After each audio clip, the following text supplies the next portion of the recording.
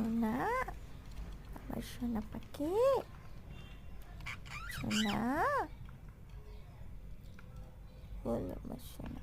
আমার সোনাটা খাচ্ছে, সোনা। ওদের একসঙ্গে খেতে দিলে ওরা খাওয়ার থেকে মারামারি করে বেশি। ভাবলাম হাতে করে করে নিয়ে আসি, তো দেখলাম যে ও খাচ্ছে।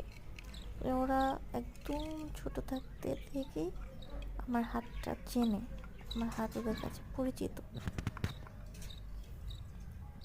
হ্যাঁ, আমার সেই ভুলেই আমার একটা বাচ্চা মারা গেছে।